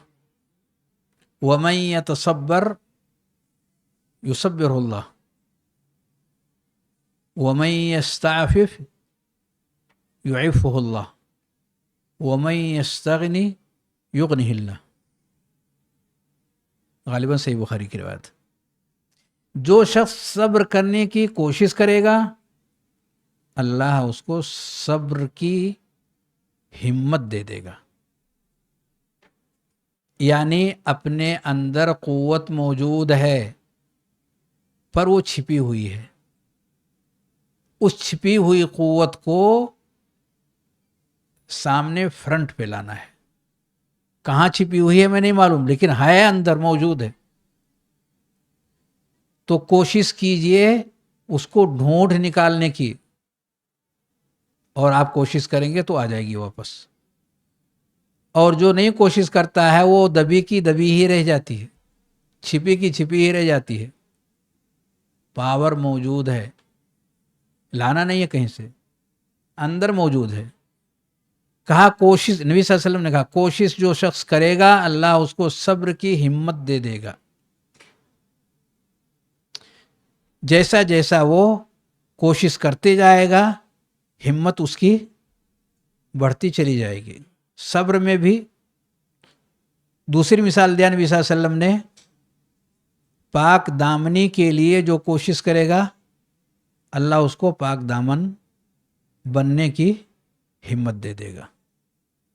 وَمَن يَسْتَعْفِفْ يُعِفُّهُ اللَّهُ. بچنا چاہتا ہے نا، کوشش کیا. اگر واقعی سچی کوشش کیا ہے تو رب ایک صفت اس کے اندر جو موجود ہے اس کو اسٹرانگ کر دیتا ہے، اور پھر وہ قوت اس کی اسٹرانگ ہو کر کے آگے آ جاتی ہے. وَمَن يَسْتَغْنِ يُغْنِهِ اللَّهُ. اور جو شخص مانگنے سے اپنے آپ کو بچانا چاہتا ہے، مالداری چاہتا ہے، استغنا مالداری چاہتا ہے، اللہ اس کو مالدار بنا دیتا ہے. غنا، اس لیے نہ ہو کر کے بھی کسی شخص کے اندر خرچ کرنے کا جذبہ پایا جاتا ہے نہیں لیکن جذبہ موجود ہے خرچ کرنے کا، کیونکہ اس کے اندر غنا کی صفت آ گئی. وہ چاہتا نہیں ہے ہاتھ بڑھانا، لیکن جب بھی وہ ہاتھ بڑھاتا ہے وہ دینے کے لیے، لینے کے لیے نہیں. تو جیسے جیسے وہ ایسی ہمت اور ایسا حوصلہ اور ایسا کردار اپنے اندر پیدا کرتا ہے، اللہ رب العالمین کی طرف سے یہ طاقت اس کے اندر آہستہ آہستہ پروان چڑھتی ہے اور مضبوط ہو جاتی ہے. پھر کچھ بھی فرق نہیں پڑتا اس کی زندگی میں، یہ اس کی عادت ہو جاتی ہے. ایک مثال دوں گا تو بات زیادہ سمجھ میں آ جائے گی. کاندھے پر یا سر کے اوپر سامان رکھ کر چلنے کی عادت ہے کسی کو؟ آپ لوگوں میں سے کسی کو سامان رکھ کر 20 کلو کا سامان ہے، یہاں سے لے کر کے اور ہاسٹل تک جانا ہے، 20 کلو کا سامان ہے، یا تو ایسے پکڑے ہاتھ میں لے کر کے گئے، ہاتھ اتنا مضبوط نہیں ہے جتنا مضبوط یہ کندھا ہے. تو جب ہاتھ تھکنے لگتا ہے تو بندہ کیا کرتا ہے، اس کو اٹھاتا ہے، کندھے پر ڈال لیتا ہے اور آرام کے ساتھ لے کر کے منزل تک پہنچ جاتا ہے. دوسرے دن پھر اس سے کہا گیا 20 کلو لے جانا ہے، کہا وہ تجربے کی چیز ہے، کل تو ابھی میں اس کو لے جا کر کے پہنچا چکا ہوں، کوئی مشکل نہیں، اٹھایا آرام سے پہنچا دیا. تیسرے دن 1 کلو بڑھا دیا، کتنا کر دیا؟ 21 کلو. کہا 1 ہی کلو تو زیادہ ہے، کوئی بات نہیں، اٹھایا اور لے کر کے پہنچا دیا. پھر چند دنوں کے بعد پھر 1 کلو بڑھ گیا، 22 کلو. 1 ہی کلو تو بڑھا ہے، 22 کلو اس کے لیے نارمل ہے. ایسے ایسے کر کے وہ کندھا جو مشکل سے 20 کلو کا وزن اپنے اوپر اٹھا سکتا تھا، وہ آرام سے 50 کلو کا وزن ایسے پکڑتا ہے، ایسے رکھتا ہے اور لے کر کے چلتا بنتا ہے کچھ وقت کے بعد. یہ کہاں تھی پہلے دن؟ اگر اس کو کہا جاتا ہے 50 کلو لے کر چلنا ہے، نہیں ہو پائے گا، بہت مشکل ہے. 50 کلو جو ہلتا بھی نہیں ہے، ہلاتے ہیں ہلتا بھی نہیں ہے، اس کو لے کے چلیں گے. لیکن ایک وقت آتا ہے وہ آرام کے ساتھ 50 کلو لے کر کے جاتا ہے. کتنے سارے لوگوں کو آپ دیکھیں ٹرک کے اندر، لاری کے اندر سامان لوڈ کرنا ہے یا لوڈڈ سامان کو نیچے اتارنا ہے، فٹافٹ فٹافٹ فٹافٹ دیکھیے تو سارے سامان کو اٹھا کر کے وہ لوڈ بھی کر دیتے ہیں اور اس سے خالی بھی کر دیتے ہیں۔ وہیں پر دوسرے بندے، ان سے کہیے تو 5 منٹ ان کے لیے مشکل ہو جاتا ہے، اس کام پر لگنا ان کے لیے 5 منٹ مشکل ہو جاتا ہے۔ لیکن مجبوری اگر آ جائے تو آج 5 منٹ ہے، کل 6 منٹ وہ کر لے گا کام، پھر 10 منٹ اس کے لیے کام کرنا آسان ہو جائے گا۔ پھر وہی شخص آدھے گھنٹے کے لیے، 1 گھنٹے کے لیے، 6 گھنٹے کے لیے، 8 8 گھنٹے مسلسل وہ کام کرتا رہتا ہے اور اس کی ہیبٹ بن جاتی ہے، ایسا بولتے ہیں لوگ۔ اس کی کیا بن جاتی ہے؟ ہیبٹ بن جاتی ہے۔ ورزش کرنے والے لوگ پہلے دن جب دوڑ لگاتے ہیں تو 1 کلومیٹر اگر انہوں نے دوڑ لگا دیا تو دوسرے دن پیر میں جیسے کسی نے 2 4 کلو کا کوئی سامان باندھ دیا ہو اور پیر اٹھ ہی نہیں رہا ہے، یہ کیفیت ہو جاتی ہے۔ یا ہاتھ سے اس نے کچھ اٹھانے اور رکھنے اور ورزش کرنے کا جو کئی ایک طریقہ ہے، تو ہاتھ اٹھی، کپڑا پہننا، کپڑا نہیں پہن پا رہا ہے، اس کی کیفیت عجب ہو جاتی ہے۔ لیکن وہ ہمت نہیں ہارتا، وہ دوسرے دن بھی جاتا ہے، وہی ورزش کرتا ہے سیم، پھر تیسرے دن بھی جاتا ہے۔ 1 ہفتے کے اندر اندر اس کے اندر جو پہلے دن دوسرے دن جو تکلیف آئی تھی، 1 ہفتے کے بعد وہ سب کچھ بھول جاتا ہے اور یہ ایک دم نارمل سی چیز ہو جاتی ہے۔ بلکہ ہر روز اگر تھوڑا تھوڑا ورزش میں کوئی چیز بڑھا دی گئی ہے تو کچھ بھی فرق نہیں پڑتا اس کو۔ اور ایک وقت آتا ہے کہ بہت ہارڈ قسم کی وہ ورزشیں کرتا ہے، دوسرے نارمل قسم کے لوگ دیکھ کر کے دنگ رہ جاتے ہیں۔ لیکن شروعات وہاں سے نہیں ہوتی ہے، شروعات وہاں سے نہیں ہوتی۔ ہر میدان کے اندر کام کرنے کا یہی سلیقہ ہے، کام کرنے کا یہی طریقہ ہے، نہ نہیں بولنا، کرنا ہے اس کام کو، ہوگا، ہاں ہو جائے گا، یہ کام ہم کر سکتے ہیں انشاءاللہ۔ اس طور پر وہ شخص اپنے نفس کو رب کی پسندیدہ چیزوں کی طرف مائل کرتا ہے اور اس پر اپنے آپ کو قائم کرتا ہے۔ ابھی تک ہم نماز نہیں پڑھ پاتے تھے، جب ہم کو سمجھ میں آیا کہ یہ تو بہت ضروری چیز ہے، اس کے بغیر تو ہم اللہ رب العالمین کے یہاں کامیابی ہی نہیں پائیں گے، نفس کو ہم نے راضی کیا، بہت مشکل ہو رہا ہے، یہ کام چھوڑنا پڑ رہا ہے، وہ کام چھوڑنا پڑ رہا ہے، سب سے بڑی تھکاوٹ ہمارے اوپر آ رہی ہے، فجر کے وقت میں اپنی آنکھوں سے جنگ کرنا رہتا ہے، بڑی مشکل کے ساتھ میں ہم کو مسجد پہنچنا ہے۔ لیکن یہ ہمارے عزم اور حوصلے جو اندر سے اس نفس کو آمادہ کرنے کے لیے پہلے سے ہتھوڑا لے کے بیٹھے ہوئے ہیں، وہ پیچھے ہٹنے کے لیے تیار نہیں۔ تو 1 ہفتے کے اندر اندر دیکھیے، بچہ یا بڑا مسجد کو بالکل انسان کے پرچھائی کی طرح سے، سائے کی طرح سے بالکل ٹائم ٹو ٹائم پہنچنا اس کے لیے بہت ہی ایزی اور بہت ہی آسان ہو جاتا ہے، کیونکہ رب کی مدد آتی ہے، کیونکہ رب کی طرف سے مدد، جیسے جیسے اس کی طرف سے عزم بڑھتا ہے، ارادے بڑھتے ہیں، رب کی طرف سے تائید اور مدد مسلسل آتی ہے، اور پھر نفس اس چیز کا عادی بن جاتا ہے، پھر اس کے لیے کچھ بھی مشکل نہیں ہوتی ہے۔ یہ کام جس شخص نے نہیں کیا، یا اپنے بچوں کے ساتھ جس شخص نے ان سب چیزوں کی عادت نہیں ڈالی، بچہ ہے، سو رہا ہے، سونے دیں، اذان ہو گئی ہے، ابھی اس کا نیند میں خلل ہوگا، بیمار ہو جائے گا، ایسا ہو جائے، سب کچھ مشکل آئے گا، پر نماز کے لیے وہ جگانا اس کے لیے کافی مشکل ہوتا ہے۔ یہی ہے بچے کے ہاتھ میں زہر دینا، یہی عمر ہے، یہی مرحلہ ہے۔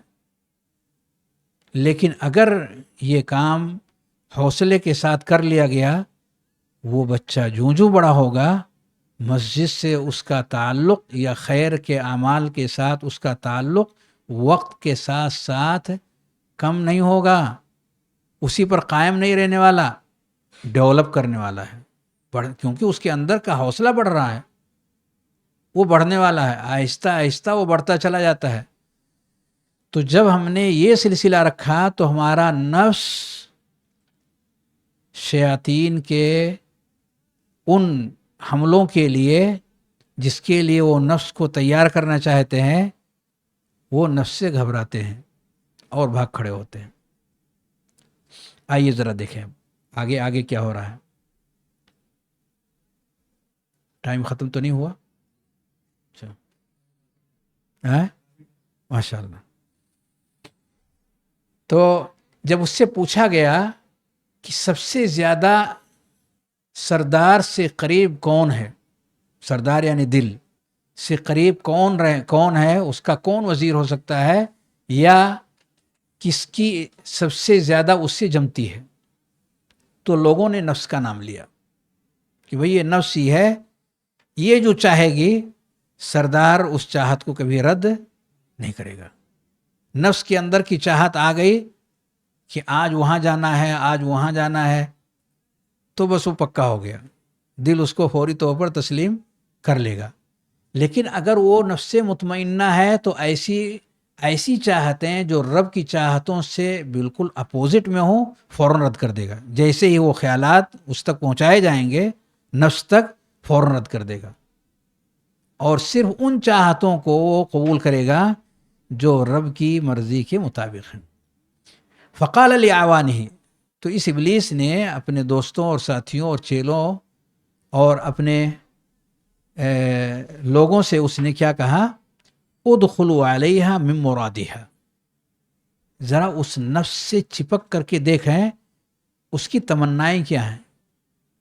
ہر نفس کے اندر، بھئی دیکھیے یہ شیطان ایسا خبیث ہے کہ یہ زمین سے ایک دوسرے کے اوپر سوار ہو کر کے آسمان تک بھی پہنچنے کی کوشش کرتا ہے۔ آسمان دنیا جہاں فرشتے آپس میں بات چیت کرتے ہیں اس کو سننے کی کوشش کرتے ہیں، ان کے درمیان جو گفتگو اور بات چیت ہوتی ہے۔ تو یہ انسان جو زمین پہ چلنے والا ہے اس کے بیچ میں گھس کر کے اور اتنی محنت کرنا اس کے لیے مشکل نہیں ہے۔ اس کا کہنا ہے کہ جاؤ گھسو اس کے پاس، نفس سے قریب ہو کر کے دیکھو اس نفس کے اندر کی چاہتیں کیا ہیں، اندر کیا چیز چل رہی ہے۔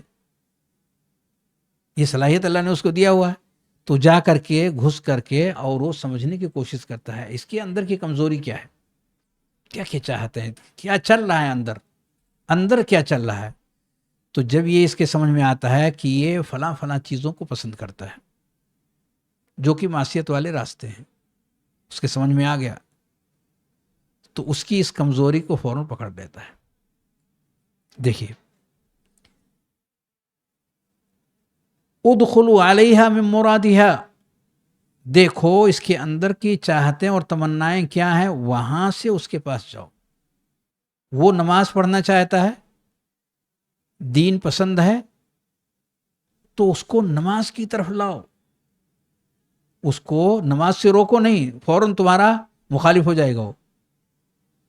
وہ اچھا نیک آدمی ہے، اس کو نیکی کے راستے سے آؤ، اور پھر آہستہ آہستہ اس نیکی کو برباد کرنے والی جو چیزیں ہیں وہ اس کے اندر داخل کر دو۔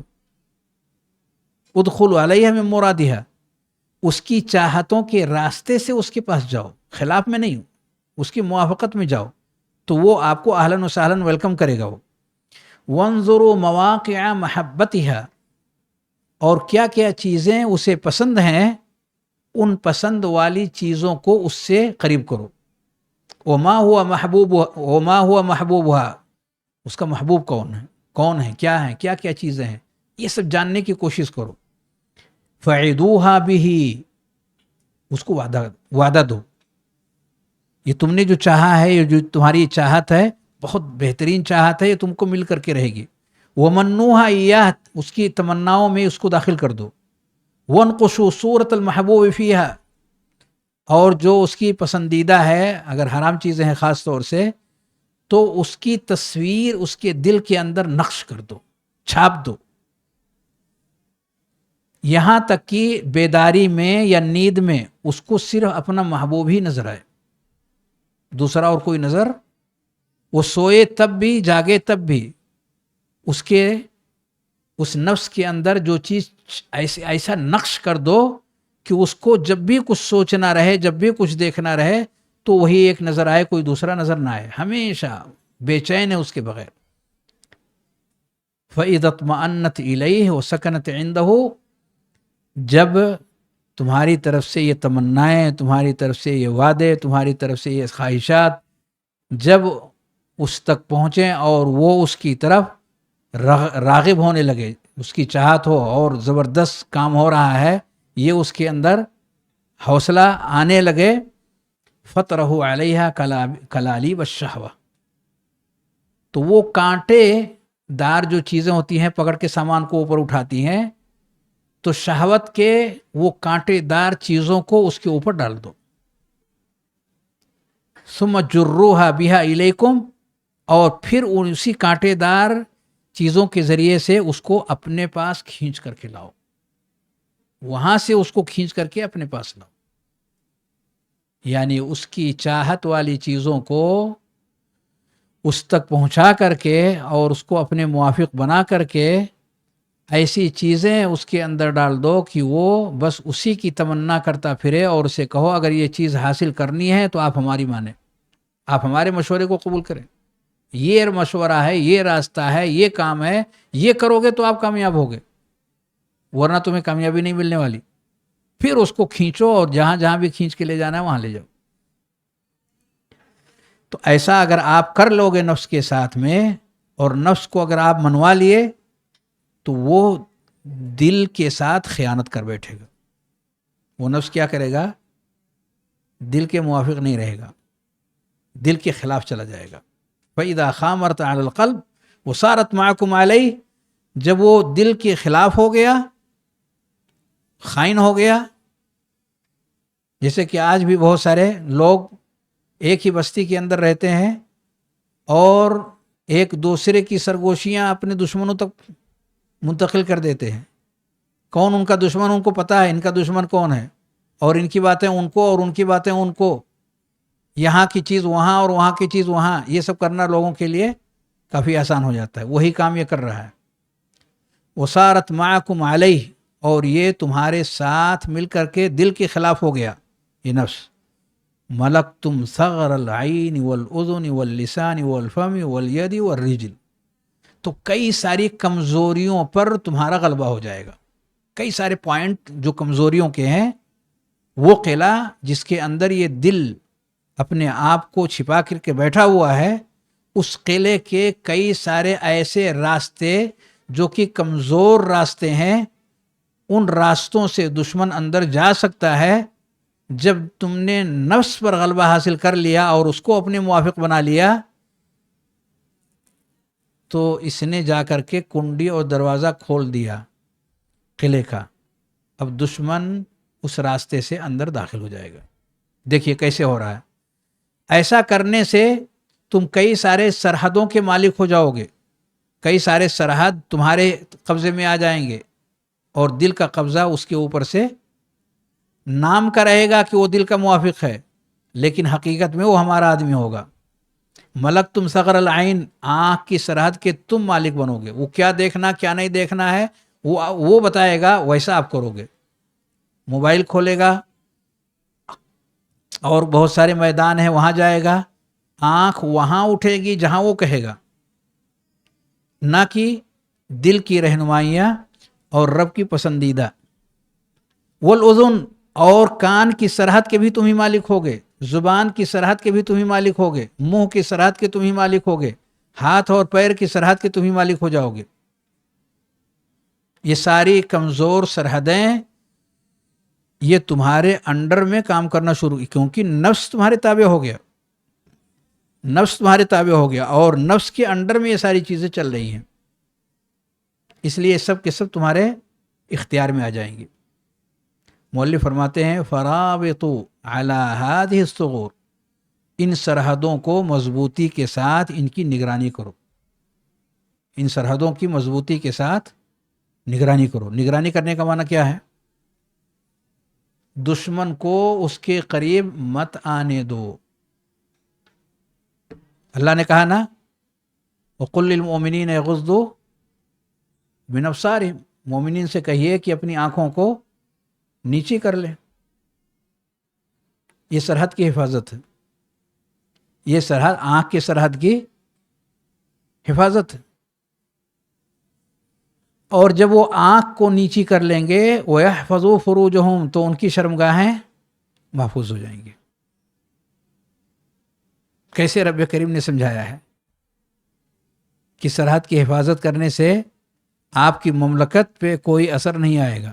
سرحد کی حفاظت نہیں کرو گے، اس پہ محنت نہیں کرو گے تو پھر آپ کا دل تباہ و برباد ہو جائے گا، آپ کا ملک لٹ جائے گا، بچے گا نہیں، دشمن اس پر قابض ہو جائے گا، دشمن کا قبضہ ہوگا اور آپ غلام بن جاؤ گے اس دشمن کے.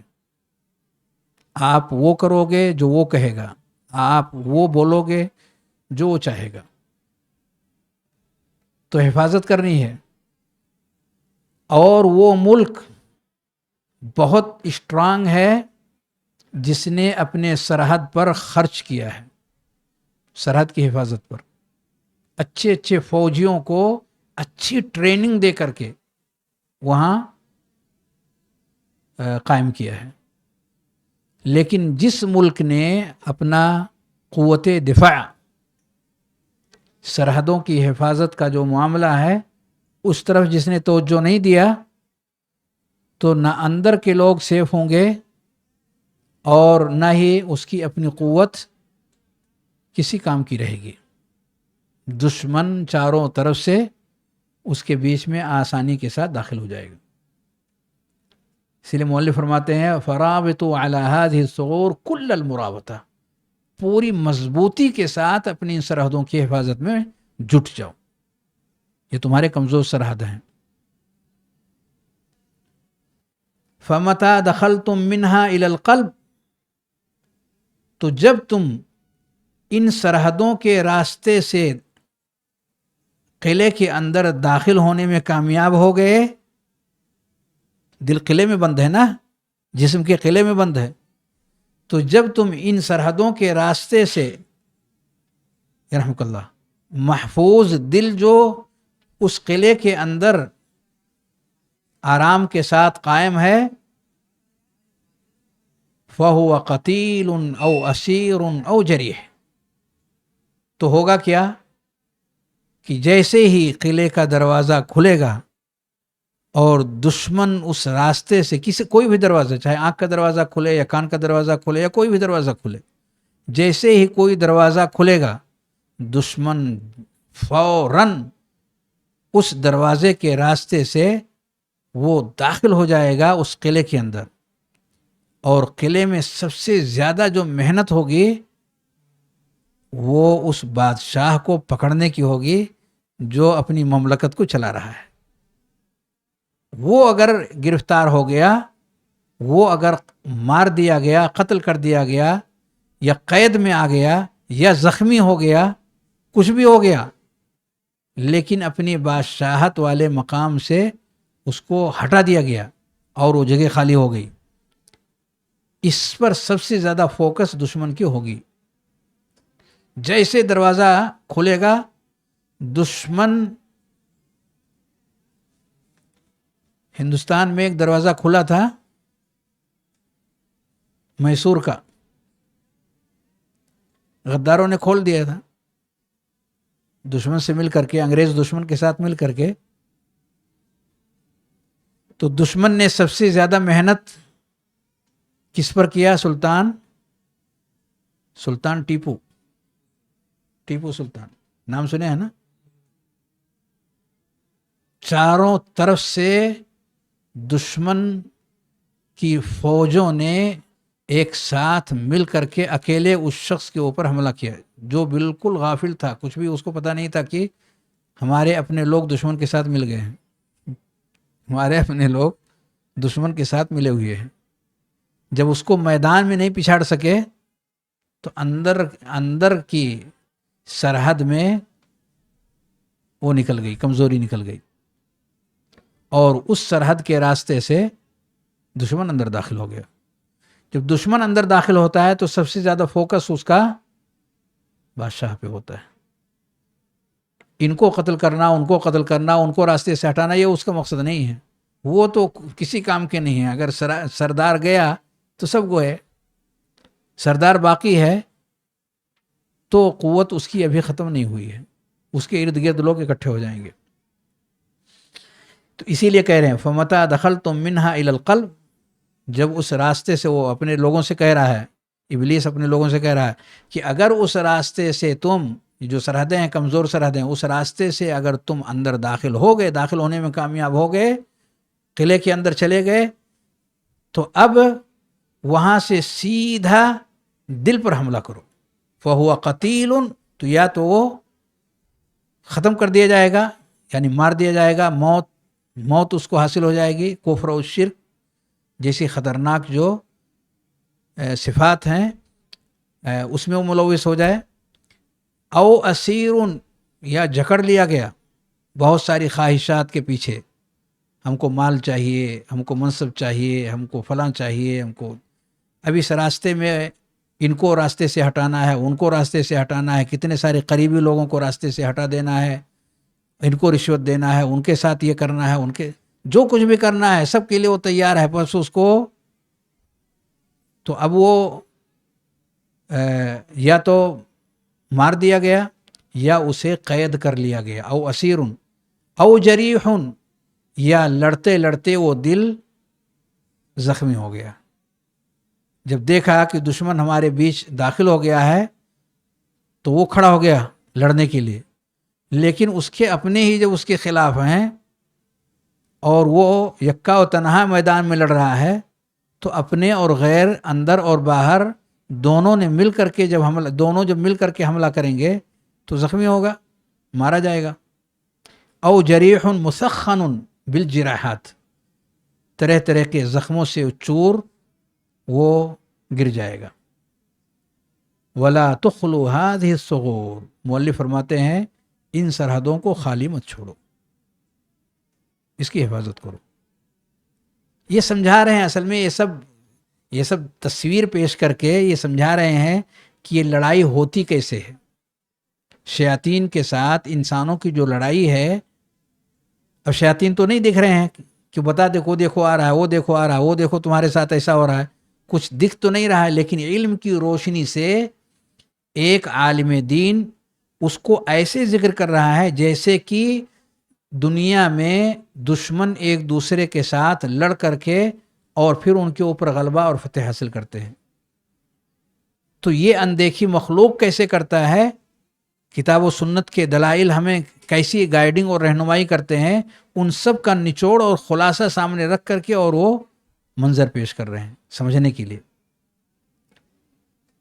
ولا کہہ رہے ہیں ولا تخلو هذه الثغور، ان سرحدوں کو خالی نہیں چھوڑو، سرحد سے مراد آنکھ ہے، کان ہے، ناک ہے، یہ سب انسان کی کمزور سرحدیں ہیں، انسان کی یہ کمزور سرحدیں ہیں، ہاتھ بھی سرحد ہے، پیر بھی سرحد ہے، نبی کریم صلی اللہ علیہ وسلم نے ذکر کیا ہے بعض روایتوں میں، انسان کی آنکھ زنا کرتی ہے، اس کا ہاتھ زنا کرتا ہے، اس کا یہ اور اس کی یہ ساری چیزیں، اور آخر میں اس کی شرمگاہ ہے، یا تو اس کو صادق یا اس کو تصدیق کرتا ہے یا اس کی تکذیب کرتا ہے۔ ولا تمکنوا سریۃ تدخل منها الى القلب، یہ شیطان اپنے لوگوں کو سمجھا رہا ہے، کیا سمجھا رہا ہے، یہ بہت پتے کی چیز ہے، اور اس کو سمجھ لینا، اس مسئلے کو سمجھ لینا، یہ واقعی دلوں کی کامیابی کے لیے بہت بنیادی ہے۔ کسی بھی سریہ کو، سریہ کہتے ہیں ٹکڑی جماعت کو، جب کسی جگہ لڑائی ہوتی ہے میدان میں دشمنوں کا، تو ہر شخص یہ چاہتا ہے کہ ہماری جماعت دشمن پر غالب آ جائے، تو اس کے لیے وہ کیا کرتے ہیں، کمک بھیجتے ہیں، یعنی ہماری جو فوج ہے اس کو تازہ مدد ملتی ہے تو دشمن گھبرا جاتا ہے، ارے بھائی ابھی جو لڑ رہے تھے ان کی ایک نئی مدد آ گئی ہے، پھر کچھ ہی دیر کے بعد ایک اور ٹکڑی اور جماعت آئی اور اس لشکر کے ساتھ مل کر کے وہ دشمن سے لڑنے لگی، تو یہ وقتاً فوقتاً جو مدد کی کمک آتی رہتی ہے، یعنی تھوڑے تھوڑے سے افراد آتے رہتے ہیں اور اس کے ساتھ مل کر کے اور دشمنوں کو مارنے کی کوشش کرتے ہیں، اس سے بہت فرق پڑتا ہے۔ اسی لیے کہا جاتا ہے کوئی بیمار گر گیا ہے تو جاؤ اس کی عیادت کرنے، اس کو مدد ملے گی، حوصلہ ملے گا. وہ لیٹا ہوا ہے اٹھ کھڑا ہوگا, اتنا فرق پڑے گا اس کو. مدد ملنی چاہیے, مدد ملنی چاہیے, کمک آتے رہنا چاہیے. سلسلہ لڑائی کا جاری ہے تو حوصلہ دینا ہے, قوت دینی ہے, کمک کا سلسلہ جاری رہے. تو یہ شیطان کیا سمجھا رہا ہے؟ سمجھا رہا ہے وَلَا تُمَكِّنُوا سَرِيَّةً تَدْخُلُ مِنْهَا إِلَى الْقَلْبِ, کہ ان کمزور جو سرحدیں ہیں, ان سرحدوں کے راستے سے اگر ٹکڑیاں آ رہی ہیں دل کی مدد کرنے کے لیے, تاکہ تم لوگ جو دل کے اوپر حملہ کر کے اس کو ختم کرنا چاہ رہے ہو تو وہ اس دل کا دفاع کر سکیں, ایسی کسی ٹکڑی کو, ایسے کچھ لوگوں کو جو آ کر کے دل کے ساتھ دینے والے ہیں, ان کو دل تک پہنچنے مت دینا. ان کو وہاں تک پہنچنے ہی نہ دو, راستے ہی میں ان کو تباہ و برباد کر کے ان کا راستہ ہی چینج کر دو, وہاں تک پہنچنے نہ پائے, تاکہ یکا و تنہا ہی رہ جائے وہ. کہا تم اس سے سلام کرتے ہو کہ 10 بار تم نے سلام کیا, ایک سلام کا جواب نہیں دیا ہے, قریب ہی نہیں جانے دیتا ہے اسے وہاں تک پہنچنے ہی نہیں دیتا. اور وہ دشمن کے دشمن دونوں کے دونوں لوگ ایک دوسرے کے خلاف قائم رہتے ہیں, اپنی دشمنی پر قائم ہیں. کیونکہ جو چند لوگ تیاری کر کے جاتے ہیں کہ چلو ان کو سمجھائیں گے, ان کو سمجھائیں گے, اور کسی طرح سے دونوں کو قریب کریں گے, تو ایسے لوگوں کو راستے سے ہٹا دیتے ہیں. کسی بھی ٹکڑی کو آنے مت دو جو آ کر کے اس کی مدد کریں. اس کو سمجھنے کی ضرورت ہے, اس کو سمجھنے کی ضرورت ہے. ایک شخص کا دل نہیں لگ رہا ہے قرآن پڑھنے میں, بیان سننے میں, علم حاصل کرنے میں, جس میدان سے ابھی ہم لوگ جڑے ہوئے ہیں. تو تھوڑا موڑا گھر والوں کی چاہت تھی, مجبوراً اس کو آنا پڑا چلے آئے. اب چاروں طرف سے فورس ہو رہا ہے تو چلے آئے. اب آنے کے بعد جب اکتاہٹ ہونے لگی, بے چینی ہونے لگی, اذان ہو رہی,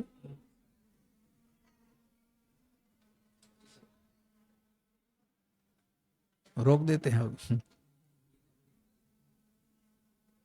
جب اس کو اکتاہٹ اور بے چینی ہونے لگی تو اس نے فیصلہ کر لیا اس سے اچھا وہی تھا, جو پہلا تھا نا وہی ٹھیک تھا. وہاں جا کر کے وہیں پر ہم کچھ نہ کچھ کریں گے, وہاں جا کر کے وہیں کچھ نہ کچھ کریں گے. یعنی کم سے کم ایک چیز چھوٹ جائے. تو وہاں پہ چند لوگ آتے ہیں اور اس کو سمجھاتے ہیں, ارے یہ جو تم سوچ رہے ہو یہ شیطانی سوچ ہے, تکلیف اور پریشانی ہر میدان میں آتی ہے, گھبراؤ نہیں, ڈٹ جاؤ, کل کے دن کامیابی تمہیں ملے گی. تمہارے اندر ایک قوت ہے, تمہارے اندر صلاح, اس تک اس کو پہنچنے ہی نہیں دے رہے ہیں. اس کو سمجھانے جا رہے ہو جو اتنی بدماشیاں کرتا ہے, جو پورے مدرسے کے سارے لوگوں کو تنگ کر چکا ہے, جس نے اتنی تباہی کیا, یہاں تباہی کیا, وہاں تباہی کیا, یہ کام کیا, یہ گڑبڑ کیا. ایسے انسان کو جانے تو اس کو نکال باہر کرو, کان پکڑو اس کو باہر کرو. اس شخص کو اس کے پاس جانے ہی نہیں دے رہے ہیں, اور تم اس کی بات سننے جا رہے ہو جو کبھی بھی تمہاری مصلحت کے لیے کبھی سوچتا ہی نہیں. دال میں نمک نہیں تھا, اس نے دھیان نہیں دیا. فلاں جگہ تکلیف تھی, تم نے 10 مرتبہ شکایتیں کیا, اس پر کسی نے کان نہیں دھرا. ایسی جگہ رہ کر کے تم ایسا سوچ رہے ہو کہ چلو کوئی بات نہیں, ہم گوارا کر لیں گے, یہ کر لیں گے, وہ کر لیں گے. ایسے لوگوں کی بات سننے کی ضرورت. یہ ٹکڑیاں جو آ رہی ہیں باہر سے, اس کو سمجھانے کے لیے, اس کا ذہن فریش کرنے کے لیے, ان کو اس تک پہنچنے ہی نہیں دے رہے. راستے ہی سے اس کو بدزن کر کے, یا اس کو راستے سے بدزن کر کے اس سے قریب نہیں, دونوں کو ایک دوسرے سے قریب نہیں ہوتے. یہ ایک مثال ہے سمجھنے کے لیے کہ جو بھی کمک آئے, جو بھی ٹکڑی آئے اور اس راستے سے دل تک پہنچنا چاہے, دل تک پہنچنے ہی نہیں دینا. دونوں کو ایک دوسرے کے قریب نہیں, ورنہ اگر دل تک پہنچ کر کے دل کو طاقتور بنا دیا, ہماری ساری محنت پہ پانی پھر جائے گا. وہ حافظ قرآن بن جائے گا, وہ قرآن سمجھنے والا بن جائے گا, اللہ کے راستے کی طرف لوگوں کو بلانے والا بن جائے گا. اتنی بڑی کامیابی اس کو مل جائے گی, اور تمہاری ساری کوششیں رائے گا چلی جائیں گی, بیکار چلی جائیں گی. ایسا نہیں ہونے دینا. وہ اگر پہنچ گیا دل تک تو کان پکڑ پکڑ کر کے تم میں سے ہر شخص کو دل کے پاس سے اٹھا کے پھینک دے گا, اور دل کی جیت ہو جائے گی. اللہ ہم سب کے دلوں کو صاف ستھرے بنائے. باقی جو باتیں ہیں انشاءاللہ وہ اگلے درس کے اندر. صلی اللہ علیہ وسلم علی نبینا محمد وعلی آلہ وصحبہ.